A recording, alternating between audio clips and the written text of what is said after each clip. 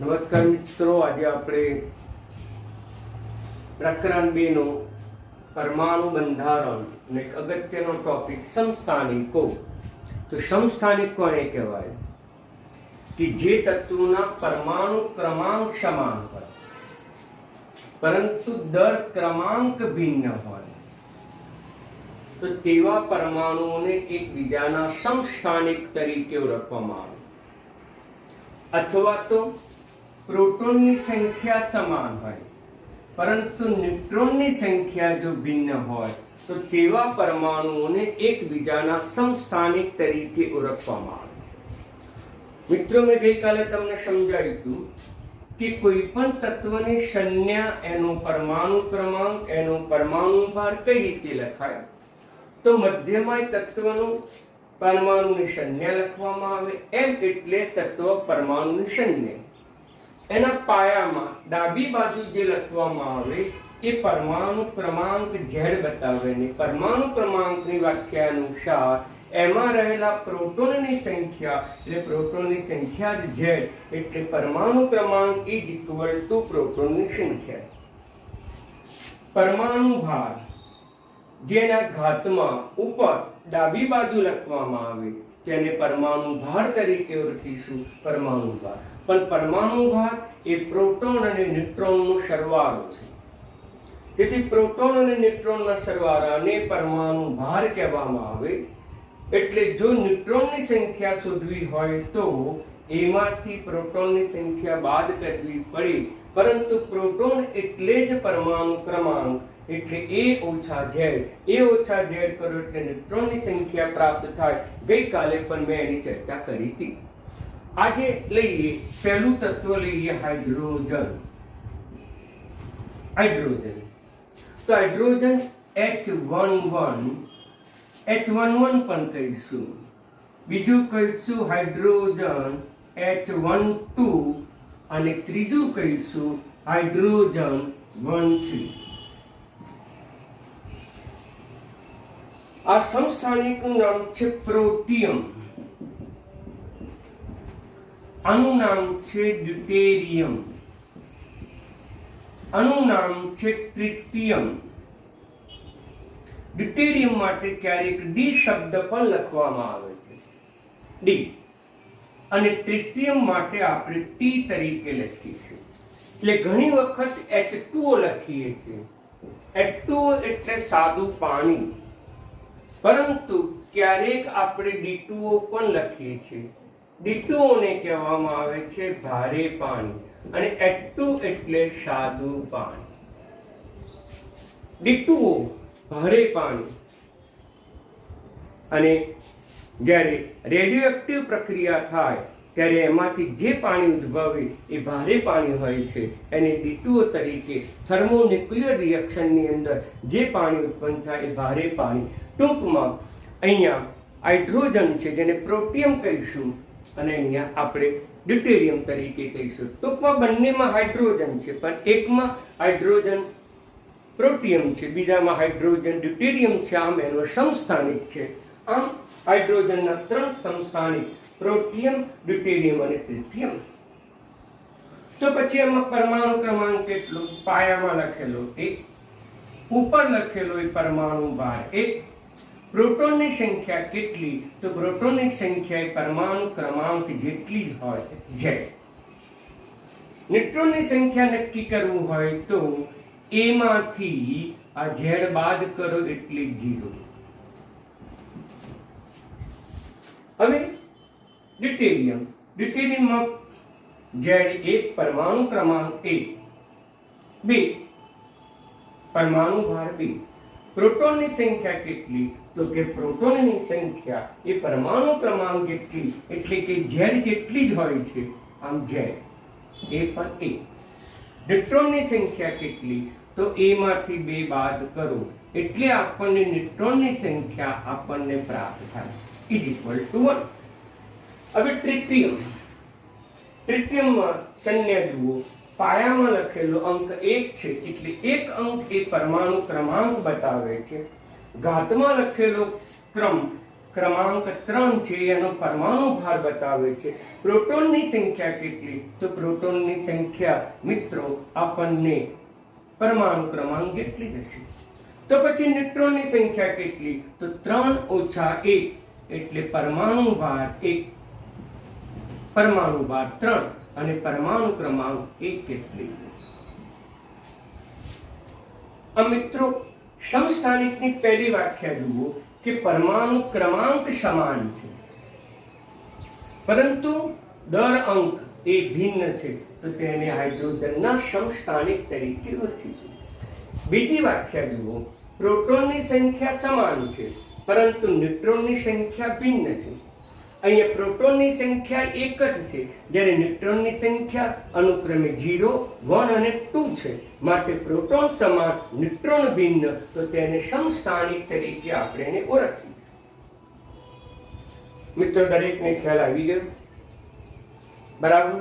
હવે ઓક્સિજન લઈએ. ઓક્સિજન તો ઓક્સિજનનો પરમાણુ ક્રમાંક 8, 16, 8, 17 અને 8, 15. આ જે છે એ ઓક્સિજનના સમસ્થાનિક છે. અને કેટલીક વખત આપણે 18 પણ લેવામાં આવે. 18 પણ લઈ શકાય. આનું નામ શું? તો કે ઓક્સિજન. એનો પરમાણુ ભાર 16 છે એટલે ઓક્સિજન 16 એ તરીકે લખવાની પ્રથા છે. એ તત્વની સંજ્ઞા લખવાની, પછી પાછળ એનો પરમાણુ ભાર લખવાનો. એ જ રીતે અહીંયા પણ ઓક્સિજન પણ પરમાણુ ભાર કેટલો છે? તો પરમાણુ ભાર 17, તો 17. એ જ રીતે અહીંયા પણ ઓક્સિજન છે પરંતુ એનો પરમાણુ ભાર કેટલો છે? 18. આમ ઓક્સિજનના કેટલા સમસ્થાનિક? તો તે 3 સમસ્થાનિક છે. Oxygen 16, oxygen 17, oxygen 18. કારણ તત્વનો પરમાણુ ક્રમાંક તો સમાન જ હોય પરંતુ પરમાણુ ભાર બદલાતા જાય એટલે તત્વના નામની પાછળ આપણે પરમાણુ ભાર લખવાની પ્રથા છે. દરેક તત્વના સમસ્થાનિકો શક્ય બન્યા છે. શરૂઆતમાં માત્ર હાઇડ્રોજનના સમસ્થાનિકનો જ અભ્યાસ થયો હતો, તેથી હાઇડ્રોજનના 3 સમસ્થાનિકનું નામ ભિન્ન આપવામાં આવ્યું. પહેલાનું નામ પ્રોટિયમ, બીજાનું નામ ડ્યુટેરિયમ, ત્રીજાનું નામ ટ્રિટિયમ. જ્યારે ઓક્સિજનના સમસ્થાનિક પછી શોધાયા તો ઓક્સિજન 16, ઓક્સિજન 17, ઓક્સિજન 18. ક્લિયર મિત્રો? તો હવે આપણે નક્કી કરીએ પરમાણુ ક્રમાંક. તો પછી પરમાણુ ક્રમાંક આનો 8 પાયામાં લખેલો એ પરમાણુ ક્રમાંક બતાવે છે, ઉપર લખેલો એ પરમાણુ ભાર બતાવે. પરમાણુ ભાર કેટલો? 16. પ્રોટોનની સંખ્યા કેટલી? પ્રોટોનની સંખ્યા તેના પરમાણુ ક્રમાંક જેટલી 8. તો ન્યુટ્રોનની સંખ્યા કેટલી? તો કે પરમાણુ ભારમાંથી પરમાણુ ક્રમાંક એમાંથી z બાદ કરીશું. એમાંથી z બાદ કરો એટલે ન્યુટ્રોનની સંખ્યા 8 થઈ જશે. એ પ્રમાણે ઓક્સિજન 17. તો ઓક્સિજન 17 માં પરમાણુ ક્રમાંક તો 8 જ છે પરંતુ તેનો પરમાણુ ભાર 17 છે. પ્રોટોનની સંખ્યા પરમાણુ ક્રમાંક જેટલી જ છે. તો પછી આમાં ન્યુટ્રોનની સંખ્યા કેટલી થશે? a - z, 17 ઓછા એટલે 9. એ જ પ્રમાણે ઓક્સિજન 18 એનો પરમાણુ ક્રમાંક 8 છે, એનો પરમાણુ ભાર 18 છે.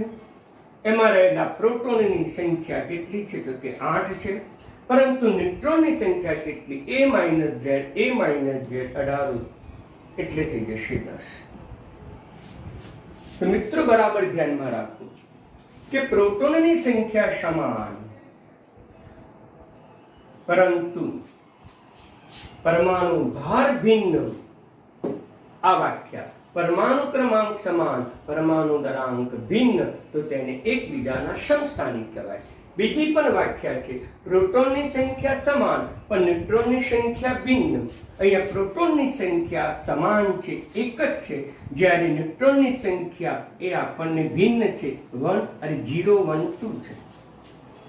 અહીંયા પણ ઓક્સિજનના સમસ્થાનિક મેં આપેલા છે તો ઓક્સિજનના સમસ્થાનિક છે, તો એમાં પરમાણુ ક્રમાંક સમાન છે, 8 જ છે. જ્યારે એનો પરમાણુ ભાર ભિન્ન છે, માટે તેને ઓક્સિજનના સમસ્થાનિક તરીકે ઓળખવામાં આવે છે. એ જ રીતે બીજી વ્યાખ્યા, પ્રોટોનની સંખ્યા સમાન છે પરંતુ તેમાં ન્યુટ્રોનની સંખ્યા ભિન્ન છે, માટે તેઓને એકબીજાના સમસ્થાનિક તરીકે ઓળખવામાં આવે છે. પ્રિય મિત્રો, બીજા પણ ઘણા બધા ઉદાહરણ લઈ શકીએ. ઘણા બધા ઉદાહરણો છે.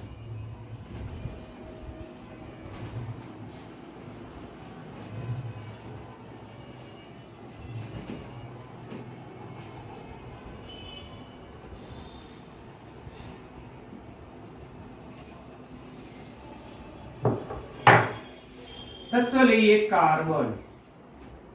કાર્બનની ચર્ચા કરીએ આપણે મિત્રો.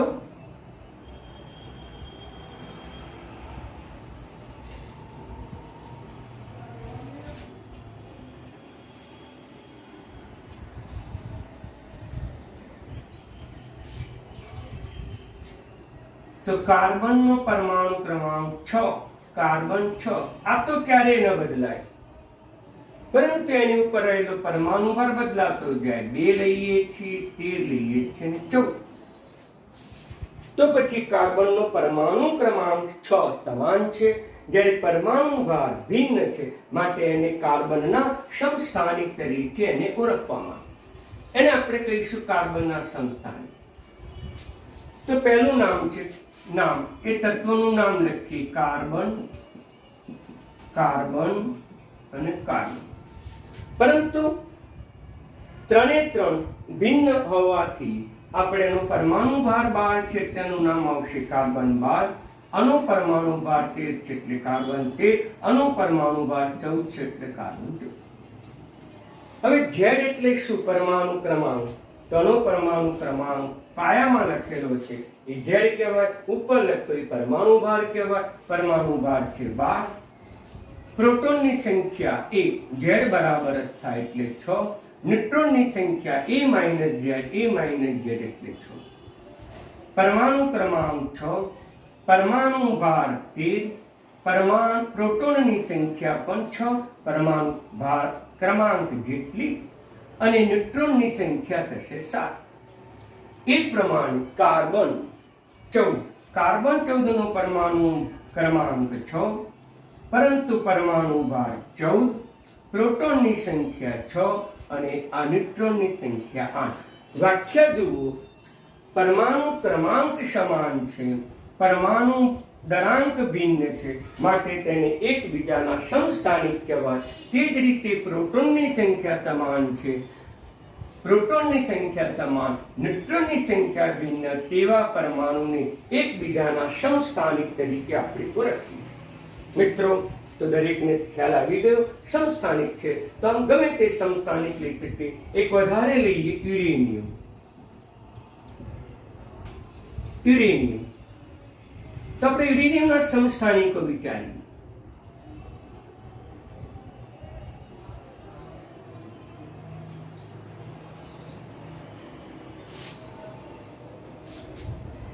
યુરેનિયમ નો પરમાણુ ક્રમાંક 92 છે અને 238 છે.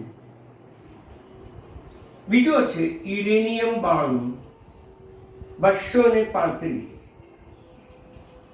ત્રીજો છે યુરેનિયમ 92 અને 238. ઓકે મિત્રો.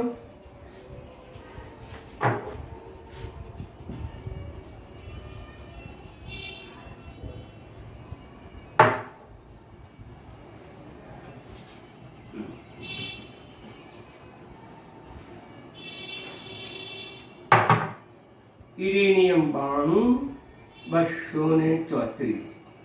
યુરેનિયમ 92, 235. યુરેનિયમ 92, 238.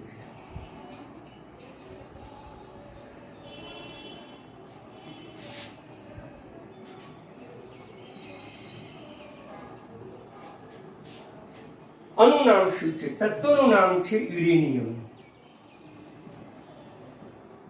આનું નામ નામ પણ છે યુરેનિયમ. અણુ તત્વનું નામ છે પણ યુરેનિયમ.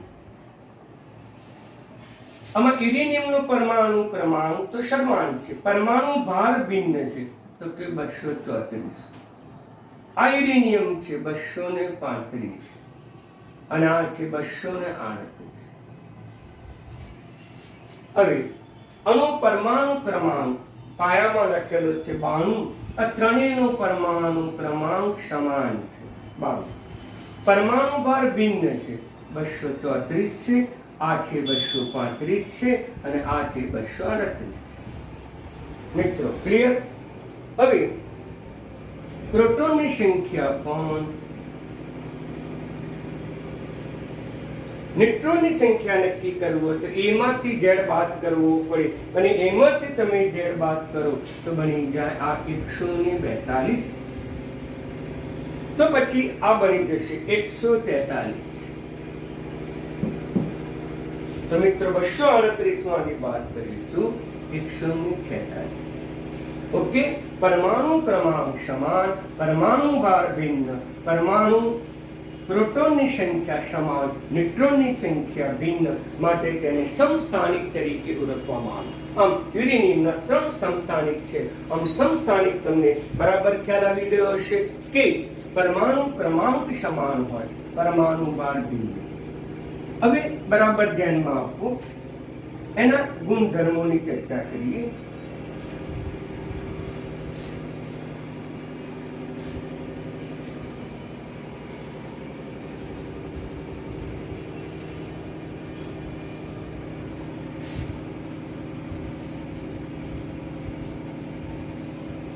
ગુણધર્મો તો એક રાસાયણિક ગુણધર્મો સમાન છે, કારણ કે રાસાયણિક ગુણધર્મો એ પ્રોટોનની સંખ્યા ઇઝ ઇક્વલ ટુ ઇલેક્ટ્રોનની સંખ્યા ઉપર આધાર રાખે.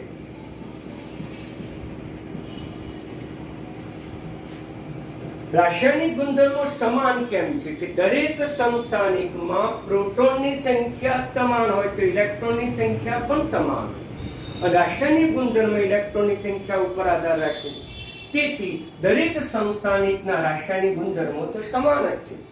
દાખલા તરીકે હાઇડ્રોજન લઈએ તો હાઇડ્રોજન 1 1 1 2 1 3. આ ત્રણેમાં પ્રોટોનની સંખ્યા તો એક જ છે, તેથી ઇલેક્ટ્રોનની સંખ્યા પણ એક જ છે. રાસાયણિક ગુણધર્મો એ ઇલેક્ટ્રોનની સંખ્યા ઉપર આધાર રાખે છે અને સમસ્થાનિકમાં ઇલેક્ટ્રોનની સંખ્યા સમાન છે, માટે આ બધા જ પદાર્થોના હાઇડ્રોજનના રાસાયણિક ગુણધર્મો સમાન છે. યાને કે પાણીની પ્રક્રિયા અને ભારે પાણીની પ્રક્રિયા, રાસાયણિક પ્રક્રિયાઓ સમાન જ છે. ભારે પાણીની પ્રક્રિયા લખો કે રાસાયણિક H2O ની પ્રક્રિયા લખો, બંનેની પ્રક્રિયા એક સમાન જ છે મિત્રો. એટલે કહી શકાય કે રાસાયણિક ગુણધર્મો તો સમાન જ છે. રાસાયણિક ગુણધર્મો ઇલેક્ટ્રોનની સંખ્યા ઉપર આધાર રાખે. ઇલેક્ટ્રોનની સંખ્યા જેટલી જ પ્રોટોનની સંખ્યા હોય અને આમાં પ્રોટોનની સંખ્યા સમાન હોવાથી તેના રાસાયણિક ગુણધર્મો સમાન છે. નંબર 2, આવર્ત કોષ્ટકમાં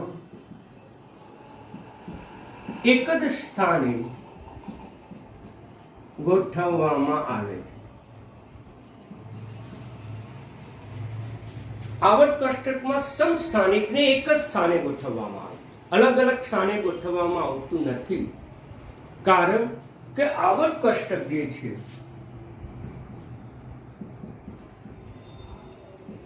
આવર્ત કોષ્ટક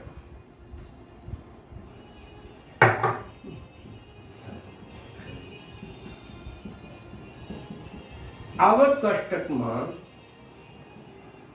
તત્વનું સ્થાન પ્રોટોનની સંખ્યાને આધારે, यानी कि परमाणु क्रमांक ने आधारे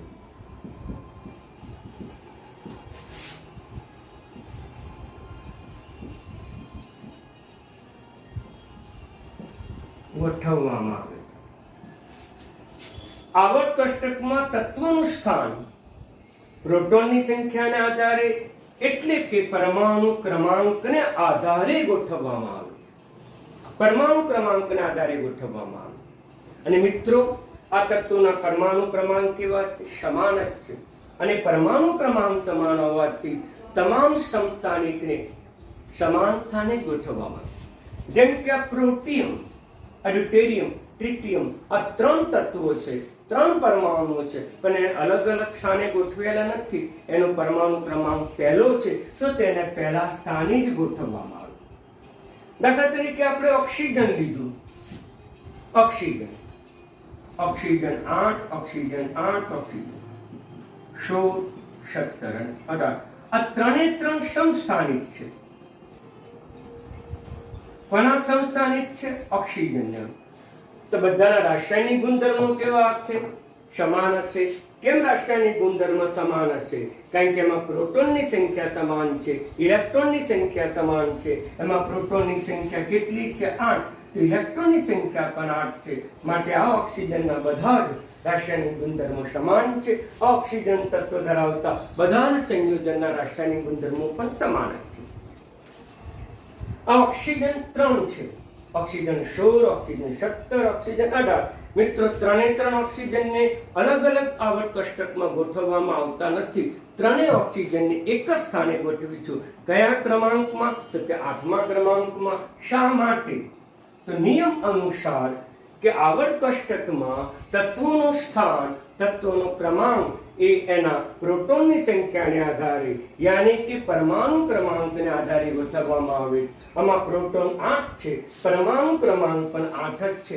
માટે આ ઓક્સિજનને એક જ સ્થાન આપવામાં આવ્યું છે. 3 ઓક્સિજન પરમાણુ, 3 ઓક્સિજન સમસ્થાનિકને એક જ સ્થાને ગોઠવેલા છે. અને એ કયા સ્થાને ગોઠવેલા છે? તો એ 8મા સ્થાને ગોઠવેલા છે તેમ આપણે કહેવામાં આવે. માટે એનું સ્થાન છે 8. હવે આગળ નંબર 3. તો પછી ભૌતિક ગુણધર્મો. તેના ભૌતિક ગુણધર્મો ભિન્ન છે. એના ભૌતિક ગુણધર્મો ભિન્ન છે. તો કહી શકાય કે તો તેના ગલન બિંદુ અને ઉત્કલન બિંદુ ભિન્ન છે. એના ગલન બિંદુ હશે અથવા ઉત્કલન બિંદુ ભિન્ન હશે.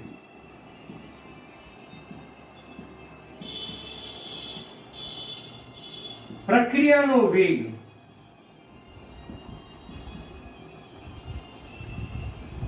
ભિન્ન છે. પ્રક્રિયાનો વેગ પણ ભિન્ન છે. ગલન બિંદુ, ઉત્કલન બિંદુ તો ભિન્ન હોય, એના ભૌતિક ગુણધર્મ છે. આ ઉપરાંત તેનો પ્રક્રિયાનો વેગ પણ ભિન્ન છે. દાખલા તરીકે લઈએ H2O, D2O અને T2O. હાઇડ્રોજન, ડ્યુટેરિયમ અને ટ્રિટિયમ આમ જાવ તો સ્થિરતા ઘટે છે. અને સ્થિરતા ઘટે તો પ્રક્રિયાનો વેગ પણ વધે છે. પ્રક્રિયાના વેગમાં વધારો થાય, સ્થિરતા વધે, પ્રક્રિયાનો વેગ વધે. મિત્રો, દરેકને ખ્યાલ આવ્યો? તો આમ ભૌતિક ગુણધર્મો આપણને ભિન્ન જોવા મળે. ગલન બિંદુ, ઉત્કલન બિંદુ પણ ભિન્ન હોય. રાસાયણિક પ્રક્રિયાનો વેગ પણ ભિન્ન હોય. સાદા પાણી કરતા ડ્યુટેરિયમ ધરાવતા પાણીનો પ્રક્રિયા વેગ વધુ, ડ્યુટેરિયમ કરતા ટ્રિટિયમ ધરાવતા પાણીનો વેગ સૌથી વધુ છે. આમ ટ્રિટિયમ એની સ્થિરતા ઘણી ઓછી છે. આમ ભૌતિક ગુણધર્મો પણ આપણને ભિન્ન જોવા મળે.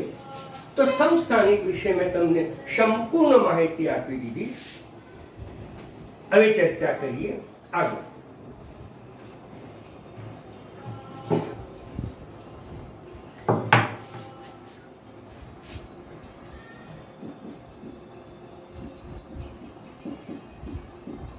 સમવારીય આઇસોબાર. તો પછી આઇસોબાર કોને કહીશું? આના કરતા ભિન્ન.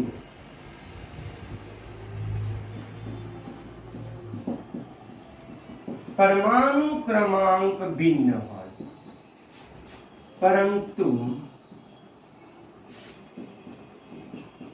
परमाणु भार यानी कि दर क्रमांक समान आना करता बिल्कुल भिन्न व्याख्या है। अहींया परमाणु क्रमांक समान है, दर क्रमांक जुदा है। एना करता अहींया परमाणु क्रमांक ज भिन्न है परंतु तेना दर क्रमांक समान है। क्लियर मित्रों?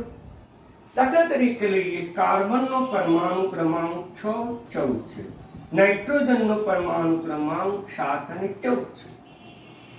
આ ઉદાહરણ દ્વારા ચકાસો કે એનો પરમાણુ ક્રમાંક 6 છે, આનો પરમાણુ ક્રમાંક 7 છે, આનો પરમાણુ ભાર 14 છે, આનો પરમાણુ ભાર પણ 14 છે।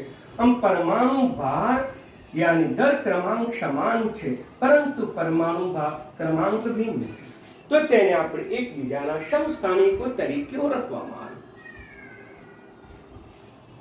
બીજું તત્વ પણ લઈ શકીએ, ઘણા બધા ઉદાહરણો છે। આર્ગોન, आर्गोन પછી પોટેશિયમ પછી calcium, argon 18, potassium 19, calcium.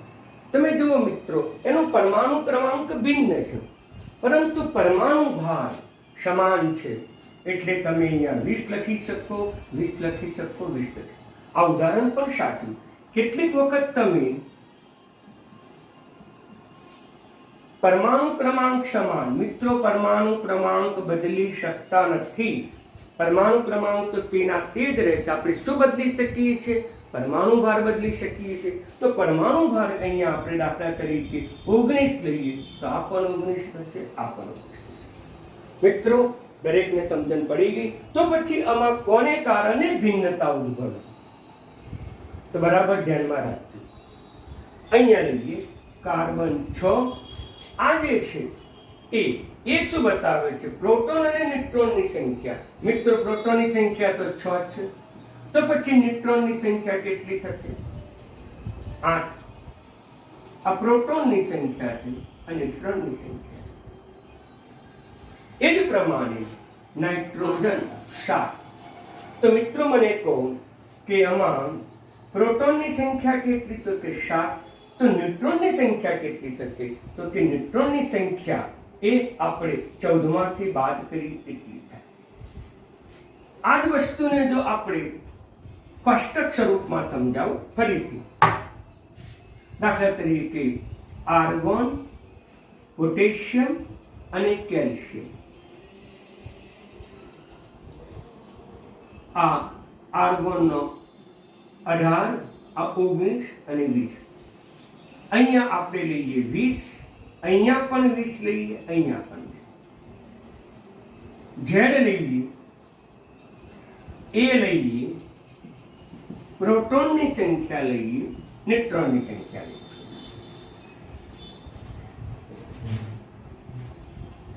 Z પરમાણુ ક્રમાંક કેટલો? 18। પરમાણુ ભાર કેટલો? કે 20 બરાબર છે 40। 40 परमाणु क्रमांक 18, परमाणु भार 40। प्रोटोननी संख्या Z जेटली ज होय, प्रोटोननी संख्या परमाणु क्रमांक गईकाले पण समजावी, आजे पण समजावुं छुं, એટલે કે 18। ન્યુટ્રોનની સંખ્યા નક્કી કરવી હોય તો A - Z। A કેટલો છે? તો કે 40, Z કેટલો છે? તો કે 18, એટલે બની જશે 22। ओके। परमाणु क्रमांक 19, परमाणु भार 40, प्रोटोन की संख्या 19, न्यूट्रॉन की संख्या A - Z એટલે 40 - 19 એટલે બની જશે 21। અહીંયા परमाणु क्रमांक 20, परमाणु भार 40, प्रोटोन की संख्या परमाणु क्रमांक जेटली। હવે ન્યુટ્રોન ની સંખ્યા 40 - 20 એટલે 20। ઓકે મિત્રો, તો હવે વાક્ય ચકાસો। તો પ્રોટોન ની સંખ્યા ભિન્ન છે, પરમાણુ ક્રમાંક ભિન્ન છે। પ્રોટોન એક પરમાણુ ક્રમાંક, પરંતુ પરમાણુ ભાર સમાન છે. અહીંયા પ્રોટોનની સંખ્યા ભિન્ન, સાથે સાથે ન્યુટ્રોનની સંખ્યા પણ કેવી આવે છે મિત્રો? એ ન્યુટ્રોનની સંખ્યા પણ ભિન્ન.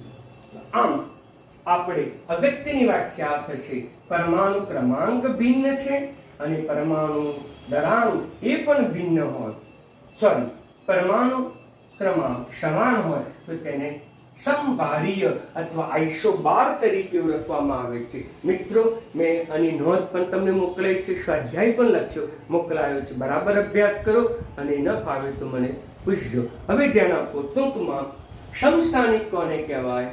તો સમાન પરમાણુ ક્રમાંક હોય, દર ક્રમાંક જુદા હોય. તેના કરતા ઉલટી વ્યાખ્યા કોના માટે થશે? સમભારીય માટે, યાની કે અંગ્રેજીમાં એને કહીશું આઇસોબાર માટે, કે પરમાણુ ક્રમાંક ભિન્ન હશે પરંતુ દર ક્રમાંક સમાન હોય, તેને એકબીજાના સમસ્થાનિક તરીકે ઓળખવામાં આવે. અહીંયા પરમાણુ ક્રમાંક ભિન્ન હોવાથી આવર્ત કોષ્ટકમાં અલગ અલગ સ્થાને ગોઠવેલા છે, અને 18મા સ્થાને અને 19મા સ્થાને અને 20મા સ્થાને. આમ આવર્ત કોષ્ટકમાં સ્થાન પણ અલગ હશે અને આ ઉપરાંત તેના રાસાયણિક ગુણધર્મો પણ અલગ અલગ હશે, જેના રાસાયણિક ગુણધર્મો સમાન. બરાબર સમજી લીધું? એટલે અગત્યનું છે, તૈયાર કરતા રહેજો. અસ્તુ.